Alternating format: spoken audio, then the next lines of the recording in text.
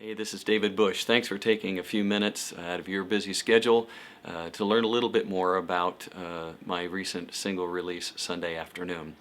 As a worship pastor, I'm certainly aware that most people view Sundays as just another day of the week. Hopefully we can get them to spend an hour warming a pew, but essentially there is no restorative time, no time in contemplation or listening to God. And I was hoping through this song to communicate that God is sovereign over everything, that He can use this time to build into our lives, and rather than trying to become more productive, we can become more responsive to Him when we truly relax and rest in Jesus and find that our Sundays are spent differently.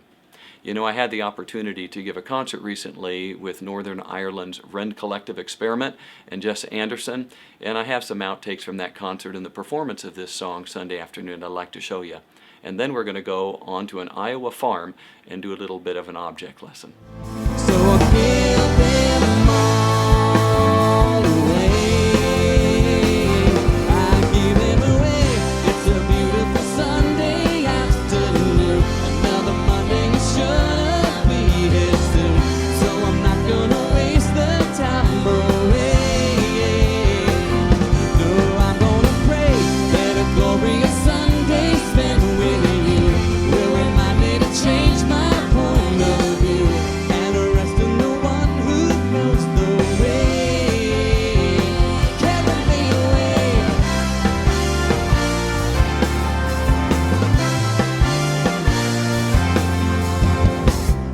So I brought you out here to a farm just north of Des Moines, Iowa, to talk a little bit about soils and restoring and keeping things productive. What do I mean by all that? You know, in the Old Testament, God told the Israelites to not plant a crop every 7 years because the ground needed to have its own Sabbath to regenerate itself and to be able to restore the vitality of that soil. Here in Iowa, we do all kinds of different things because we don't want to take a year off every 7 years. So instead, we allow no-till farming that leaves stover and things like that to biodegrade and help replenish the soil's nutrients. We also go corn and soybeans and alternate year to year so that nitrogen is put into the ground. And we're also putting anhydrous ammonia, peat moss, and other fertilizers in the soil so that we can keep farming year after year after year and never take a break and continue to have great yielding crops. So what does this all have to do with a Sabbath day's rest or even a song about a Sunday afternoon? You know, our bodies and our spirits are much more fragile than soil that can remain productive for centuries. We, more than soil, need to take time aside and let God's Word speak into us, commune with Him in prayer, and listen for His voice so that we can understand what He wants to do in and through our lives. You know, Jesus didn't come to make us more productive people or more efficient people. He came to show us what a life looks like when it's rightly connected to the Father. And He says that we're supposed to be rightly connected to Him in kind of a vine and branch relationship.